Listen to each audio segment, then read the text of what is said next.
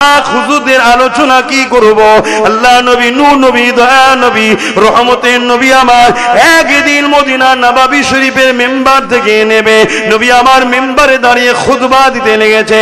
ঠিক এমনই সময় দেখা যায় ইমামে হাসান হোসেন দু ভাই আস্তে আস্তে মদিনা মসজিদ নববী শরীফে ঢুকতে লেগেছে।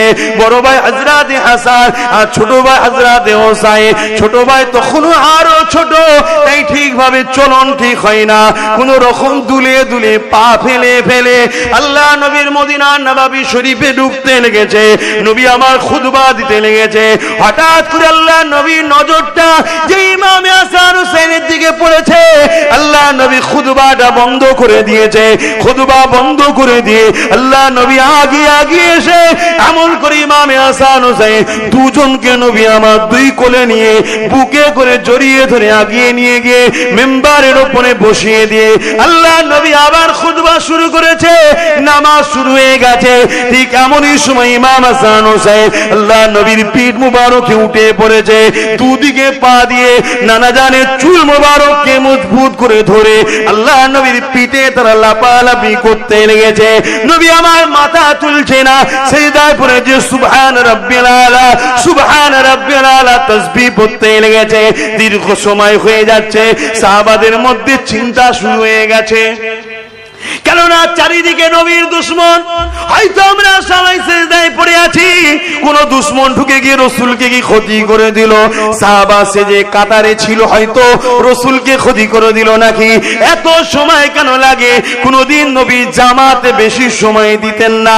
কেন? জামাতে যুবকও থাকে, বুড়ো থাকে, সবার কথা মাথায় রেখে জামাত পড়তে হয়। একা যখন নামাজ পড়বেন রাতকে রাত কাটিয়ে দেন, অসুবিধে নাই, জামাতে গুরুত্ব দিতে হয়। কেননা বয়স্ক মানুষও থাকে, তারা বেশিক্ষণ কিরাতে দাঁড়াতে পারবে না, বেশিক্ষণ রুকুতে দাঁড়াতে পারবে না, বেশিক্ষণ সিজদা অবস্থায় থাকতে পারবে না। অনেকের পেশাবের অনেক শিকায়েত আছে, অনেক প্রবলেম রয়েছে। তাই নবী আমার শিক্ষার জন্য সিজদায় তখন পড়ে থাকতেন না। আজকে সাহাবারা অবাক হয়ে যে যখন এই চিন্তা করতে লেগেছে, একজন সাহাবী বলতে লেগেছে, আমি সামান্য মাথাটা তুলে চোখটা দিয়ে দেখতে লেগেছি, কেন নবী মাথা তোলে না। আমি অবাক হয়ে গেলাম। আল্লাহ নবী সিজদায় পড়ে রয়েছে আর নবী পাকের পিঠে ইমামে হাসান হোসেন দুজনে বসে রয়েছে।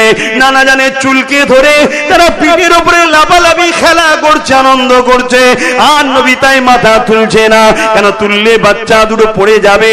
আমি এমন করে মনে করলাম যে হাতটা বাড়িয়ে হাসান হোসেনকে নামিয়ে নিয়ে যখনই হাত বাড়াতে গেছি, আমি অবাক হয়ে গেলাম। নূরের নবী কি ভালোবেসেছে বাচ্চা দুটোকে। হাতটা বগলের তলা দিয়ে আমাকে ইশারা করে জানাচ্ছে, খবরদার এই বাচ্চা দুটোকে আমার পিঠ থেকে নামিয়ে দেবে না। আরো জোরে বলুন সুবহান।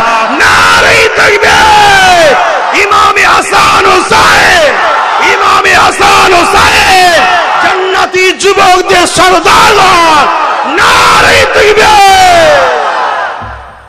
আহা, তাদেরকে ভালোবাসোই আমরা শুধু মুখে না, বাস্তবেও ভালোবাসতে হবে। বলুন বাস্তবে। আমার ইমাম পাকের আখলাক কি ছিল, আমার ইমাম পাক কি করেছিল, এগুলো জানতে হবে। কি গো, হুজুরের কথা হবে তো নাকি? এখন অনেকের আবার আজকাল ধারণা যে হুজুরের কথা শুনে কি করব। শোনো, বোকার মতো কথা বললে হবে না। আমার রাসূল বলছেন, যারা আমার বাচ্চাদের কথা শুনে আনন্দের দিনে হাসি করে, আনন্দ করে, অর্থাৎ হুজুরের আনন্দের সাথে আমরা আনন্দ করি, হুজুরের দুঃখের সাথে আমরা দুঃখিত হই, আল্লাহ ওদের মৃত্যুটা দেবে সবথেকে উত্তম আফজাল জিহাদের দরজা দেবে। জোরে বলুন সুবহানাল্লাহ। এটা কোন পরিবার বুঝতে পাচ্ছেন? এটা কোন পরিবার? যে পরিবারে কোরআন এসেছে, যে পরিবারের সদস্যর জন্য আল্লাহ জান্নাত করেছে, যে পরিবারে সকাল সন্ধ্যা দুপুরে জিবরাইল আসতো বিনা ইজাজতে ঘরে ঢুকতো না, সেই পরিবারের কথা বলছি। যে পরিবার আমাদের জন্য ঈমানের একটা পাঠ হয়ে গেছে, যে পরিবারের উপরে দরুদ না পড়লে নামাজ কমপ্লিট হয় না। ওয়ালা আলে মুহাম্মদ, আলে মুহাম্মাদের পরিবারের কথা বলছি। হাই দুঃখ, আজ আমরা দাড়ি ছেড়ে দিয়েছি অনেকে। ভালো, আমরা মাথায় টুপি রেখেছি, ভালো নামাজ পড়েছি, ভালো, কিন্তু আমাদের ইমামকে চিনতে পারলাম না, আমাদের মূল জায়গাটাকে আমরা সরে যাচ্ছি। হায় আল্লাহ আমাদেরকে হিদায়াত দান করে, বলুন আমিন। কাদের কথা আলোচনা করতে বসেছি? আল্লাহ নবী, নূর নবী, দয়ার নবী এই বাচ্চা দুটোকে কত ভালোবাসতো। অতএব ইমাম হাসান হোসাইনকে যারা ভালোবাসে তারা নবীর সুন্নতের সওয়াব পায়। জোরে বলুন সুবহানাল্লাহ। আহারে আমার নবী পাকের নওয়াজা যখন কারবালার ময়দানের দিকে রওনা দিলেন, অ্যাকচুয়ালি তিনি তো যেতে লেগেছেন কুফা জমিনে। কুফা জমিনের দিকে যাচ্ছে, হঠাৎ করে রাস্তায় তিনাকে আটকানো হলো। কে আটকালো? হযরতে হুর।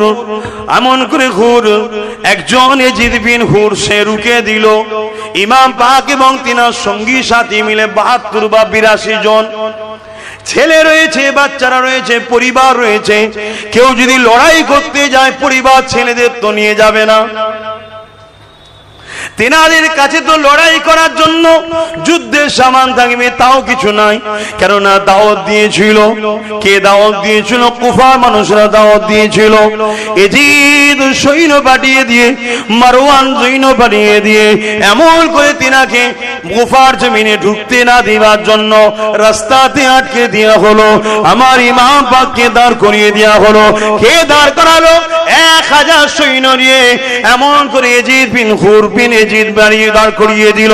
দাঁড় করিয়ে দিয়ে বলল, ইমাম আপনি কোথায় যাবেন? ইমাম পাক বলেছিল, আমাকে দাওয়াত দিয়েছে কুফার মানুষেরা, তাই আমি কুফার জমিনে যাচ্ছি। আমাকে দাওয়াত দিয়েছে, আমি কুফায় যাচ্ছি। কিন্তু হুর বিন ইয়াজিদ বলল, না, আমাকে শাসকের হুকুমতের পক্ষ থেকে অর্ডার আছে, আপনাকে যেতে দিবা হবে না। শুনছেন না শোনেননি? আমার ইমাম পাক ওই সময় বললেন, তাহলে একটা দিন আমাকে সময় দেয়া হোক। অনেক বড় কথা। হুর বিন ইয়াজিদের আগে থেকেই কিন্তু আমার রাসূলুল্লাহ পরিবারদের উপরে একটু হলো মহাব্বত ছিল, কিন্তু তাই বেউজ্জতি করতে চাইনি।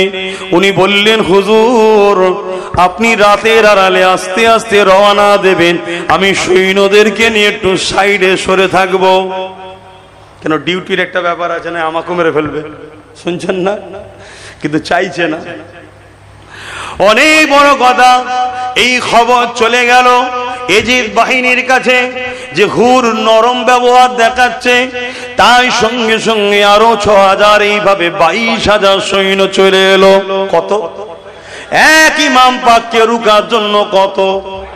সে যুবকেরা, তরুণেরা, বাপেরা মনে রেখে দেবেন, আমার ইমাম পাক ওই সময় তাবু করতে বললেন। তাবু তৈরি হলো। শুনছেন তো নাকি? তাবু তৈরি হয়ে গেল। ওই তাবুতে দেখা যায় সারা রাত ধরে ইমাম পাক কি করেছিল। ওদিকে ইয়াজিদ বাহিনীর তাবু তৈরি হলো। আপনারাও শুনছেন তো নাকি? ইমাম পাকের দিকে তো নাকি? তাহলে ইমাম পাকের যদি হন তাহলে ইমামের খানদানের দিকে থাকবেন না? সারা রাত ধরে ইমাম পাক তাবুর মধ্যে নামাজ পড়েছেন, কোরআন তেলাওয়াত করেছেন, দুয়ার মধ্যে কাটিয়েছেন। আর ওদিকে ইয়াজিদ বাহিনীতে কি হয়েছে? ইতিহাস কি বলে? ইতিহাস শিক্ষা দেয় তো নাকি? বলো বলো, ইতিহাস কি বলে? বাস্তবের সঙ্গে মিলাতে হবে। আজকেও কি হচ্ছে দেখুন। আর ওদিকে ইয়াজিদ বাহিনীতে সারা রাত নারী নিয়ে নাচ হয়েছে, মদ শরাবের আড্ডা হয়েছে, গান তৎকালীন সময় যে সিস্টেমে ছিল ভাড়া করে নিয়ে এসে আনন্দ ফুর্তি করা হয়েছে। পরের দিন লড়াই শুরু হয়ে গেল, হক আর নাহকের লড়াই। কিন্তু জুম্মার দিন ছিল, ইমাম পাক খুতবা দিতে লেগেছে। ওই খুতবাতে ইমাম পাক বক্তব্য দিতে লেগেছে। ওই বক্তব্যই হাজারো এজিদি বসেছিল। শোনেন মন দিয়ে, আজ আমরাও যখন হজ করি আমাদের বক্তব্য হাজারো এজিদি বসে থাকে।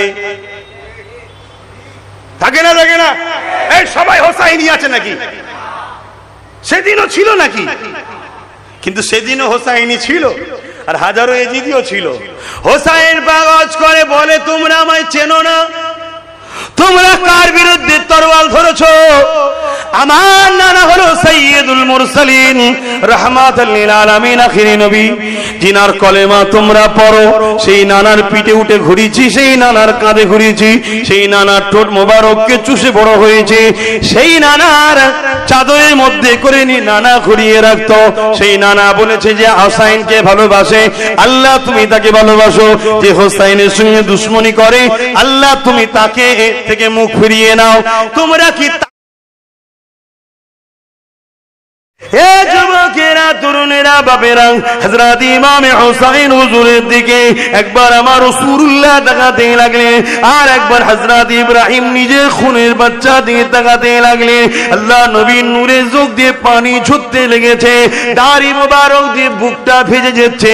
আহারে কাকে দি কাকে ছাড়ি, দুটোই তো আমার কাছে প্রিয়। একটা আমার খুনের বাচ্চা, আর একটা হলো আমার অন্তরের ভালোবাসার বাচ্চা, আমার কলিজার টুকরি ফাতেমা সন্তান মাওলা আলীর খুন রয়েছে। কিন্তু আমি রাসূলুল্লাহ, আমার কাছে দুটোই তো বড় প্রিয়।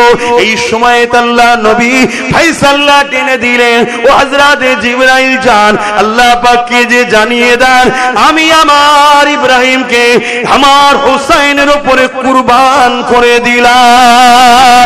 এ যুবকেরা, তাই আল্লাহ নবী বারবার হোসেন হুজুরকে আদর করতেন আর বলতেন, এ হোসেন রে, তোর উপরে আমার বাচ্চা ইব্রাহিমকে আমি মুহাম্মদ কুরবানি করেছি।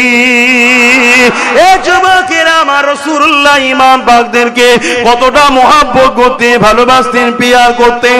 সেই ইমাম পাক হুজুরদের আলোচনা কি করব। আল্লাহ নবী, নূর নবী, দয়া নবী, রহমতের নবী আমার একদিন মদিনা নববী শরীফের মেম্বার থেকে নেবে নবী আমার মেম্বারে দাঁড়িয়ে খুতবা দিতে লেগেছে। ঠিক এমনই সময় দেখা যায় ইমাম হাসান হোসেন দু ভাই আস্তে আস্তে মদিনার মসজিদ নববী শরীফে ঢুকতে লেগেছে। বড় ভাই হযরত হাসান আর ছোট ভাই হযরত হোসাইন। ছোট ভাই তখনও আরো ছোট, তাই ঠিকভাবে চলন ঠিক হয় না, কোন রকম দুলে দুলে পা ফেলে ফেলে আল্লাহ নবীর মদিনার নববী শরীফে ঢুকতে লেগেছে। নবী আমার খুতবা দিতে লেগেছে। হঠাৎ করে আল্লাহ নবীর নজরটা যে ইমাম হাসান হোসেনের দিকে পড়েছে, আল্লাহ নবী খুতবাটা বন্ধ করে দিয়েছে। খুতবা বন্ধ করে দিয়ে আল্লাহ নবী আগে এসে এমন করে ইমাম হাসান হোসেন দুজনকে নবী আমার দুই কোলে নিয়ে বুকে করে জড়িয়ে ধরে আগিয়ে নিয়ে গিয়ে মেম্বারের উপরে বসিয়ে দিয়ে আল্লাহ নবী আবার খুতবা শুরু করেছে। নামাজ শুরু হয়ে গেছে। ঠিক এমনই সময় ইমাম হাসান হোসেন আল্লাহ নবীর পিঠ মুবারকে উঠে পড়েছে। দুদিকে পা দিয়ে নানা জানের চুল মুবারককে মজবুত করে ধরে আল্লাহ নবীর পিঠে তারা লাপালাপি করতে লেগেছে। নবী আমার মাথা তুলছে না, সিজদায় পড়ে যে সুবহান রাব্বিল আলা, সুবহান রাব্বিল আলা তাসবিহ পড়তে লেগেছে। দীর্ঘ সময় হয়ে যাচ্ছে, সাহাবাদের মধ্যে চিন্তা শুরু হয়ে গেছে। কেননা চারিদিকে নবীর দুশমন। হয়তো আমরা সবাই সিজদায় পড়ে আছি, কোন দুশমন ঢুকে গিয়ে রাসূলকে কি ক্ষতি করে দিল। সাহাবা সে যে কাতারে ছিল, হয়তো রাসূলকে ক্ষতি করে দিল নাকি। এত সময় কেন লাগে? কোনদিন নবী জামাতে বেশি সময় দিতেন না। কেন? জামাতে যুবকও থাকে, বুড়ো থাকে, সবার কথা মাথায় রেখে জামাত পড়তে হয়। একা যখন নামাজ পড়বেন, রাতকে রাত কাটিয়ে দেন, অসুবিধে নাই। জামাতে গুরুত্ব দিতে হয়, কেননা বয়স্ক মানুষও থাকে, তারা বেশিক্ষণ কিরাতে দাঁড়াতে পারবে না, বেশিক্ষণ রুকুতে দাঁড়াতে পারবে না, বেশিক্ষণ সিজদা অবস্থায় থাকতে পারবে না। অনেকের পেশাবের অনেক শিকায়েত আছে, অনেক প্রবলেম রয়েছে। তাই নবী আমার শিক্ষার জন্য সিজদায় তখন পড়ে থাকতেন না। আজকে সাহাবারা অবাক হয়ে যে যখন এই চিন্তা করতে লেগেছে, একজন সাহাবী বলতে লেগেছে, আমি সামান্য মাথাটা তুলে চোখটা দিয়ে দেখতে লেগেছি, কেন নবী মাথা তোলে না। আমি অবাক হয়ে গেলাম। আল্লাহ নবী সিজদায় পড়ে রয়েছে, আর নবী পাকের পিঠে ইমামে হাসান হোসেন দুজনে বসে রয়েছে। নানা জানের চুলকে ধরে তারা পিঠের উপরে লাফালাফি খেলা করছে, আনন্দ করছে। আর নবী তাই মাথা তুলছে না। কেন? তুললে বাচ্চা দুটো পড়ে যাবে। আমি এমন করে মনে করলাম যে হাতটা বাড়িয়ে হাসান হোসেনকে নামিয়ে নিয়ে যখনই হাত বাড়াতে গেছি, আমি অবাক হয়ে গেলাম। নূরের নবী কি ভালোবেসেছে বাচ্চা দুটোকে। হাতটা বগলের তলা দিয়ে আমাকে ইশারা করে জানাচ্ছে, খবরদার এই বাচ্চা দুটোকে আমার পিঠ থেকে নামিয়ে দেবে না। আরো জোরে বলুন সুবহান। নারে তাকবীর! ইমামে হাসান হুসাইন, ইমামে হাসান হুসাইন জান্নাতি যুবকদের সরদার, নারে তাকবীর! আল্লাহ নবী একদিন দোয়া করতে লাগলেন, ও রব্বি আল্লাহ পাক, আমি হাসান হুসাইনকে ভালোবাসি, আপনি এদেরকে ভালোবাসেন। শুধু এটা বলে ক্ষান্ত হন না, আল্লাহ পাক যারা হাসান হুসাইনকে ভালোবাসবে আপনি তাদেরকেও ভালোবাসবে।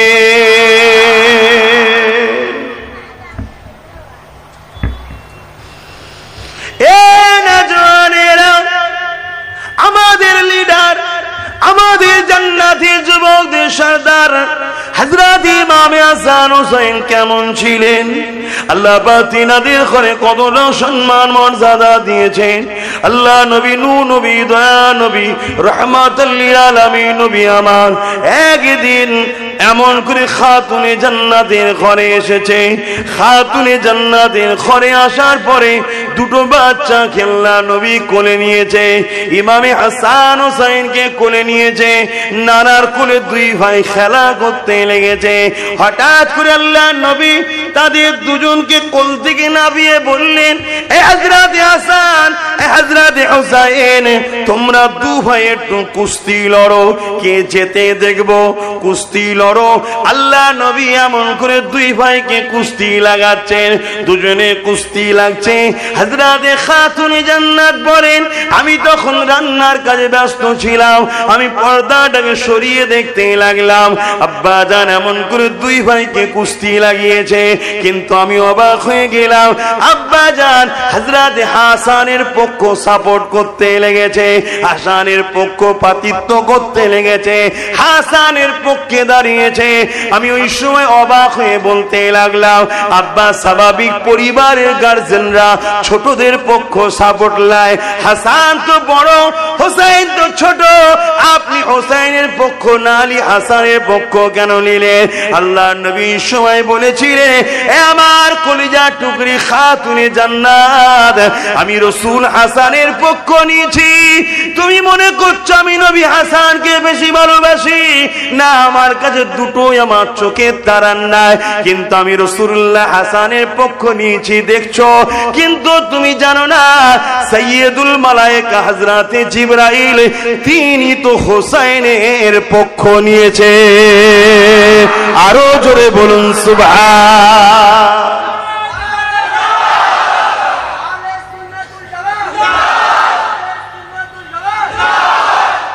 এই যে হুজুরের কথা শুনলেন, ইমাম হাসান পাক হোসাইন পাক হুজুরের কথা শুনলেন, শুনে কি বুঝলেন? যে রাসূলুল্লাহ হযরতে হাসান হুজুরের পক্ষে, হযরতে জিবরাইল আলাইহিস সালাম হোসাইন হুজুরের পক্ষে। সমস্ত নবীদের সরদার ইমামুল আম্বিয়া তিনি হযরতে হাসানের পক্ষে, আর ইমামুল মালাইকা তিনি হোসাইনের পক্ষে। যে দুটো বাচ্চাকে ছোটবেলা থেকে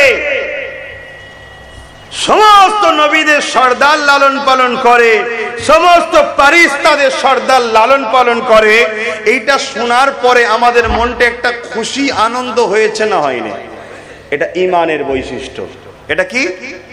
তার মানে এতটুকু সিওর হয়ে থাকেন আপনাদের ঈমান। বলুন ঈমান আলহামদুলিল্লাহ আছে, বলুন সুবহানাল্লাহ। আর এটা শোনার পরে কারো দিলে যদি মনে হয় আরে এ থেকে দিন কি বুঝবো, তোমার দাড়িটা আছে, ওই দাড়ি হলো শিখ পাঞ্জাবিদের সমতুল্য হয়ে যাচ্ছে। তোমার টুপিটা আছে, ওই টুপি রাইসুল মুনাফিক আব্দুল্লাহ ইবনে উবাই বা আজকালকার আমাদেরকে ধোঁকা দিবার জন্য একদল নেতারা টুপি পরে ওদের মতো টুপি আছে। কথা বুঝছেন না, বোঝেন না?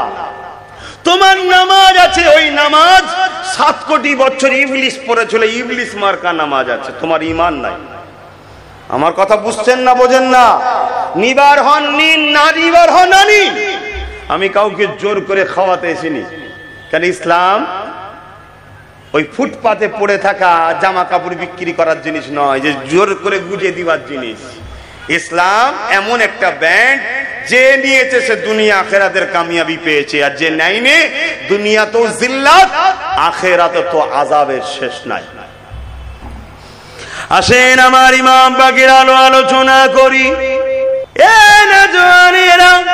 হযরত ইমামে হুসাইন, হযরত ইমামে হাসান দুই ভাই একদিন হাতে লিখা করেছে। এখন আমরা বাচ্চাদেরকে সিলেটে লিখাই বা খাতাতে লিখাই, তখনকার সময়ে পাথরে বা চামড়ার উপরে লিখা হতো। যাক, যে কোনো বিষয়ে যে কোনো জিনিসের উপরে দু ভাই কিছু লিখেছে, মায়ের কাছে নিয়ে এসে বলে, আম্মা কার লিখাটা বেশি সুন্দর হয়েছে? স্বাভাবিক আমাদের বাচ্চারাও করে, কিন্তু খাতুনে জান্নাত দেখছে বাচ্চা তো আল্লাহর নবীর পিয়ারা বাচ্চা, যদি আমি কারো একটা পক্ষ লি আর একটার মনে দুঃখ হয়ে যাবে।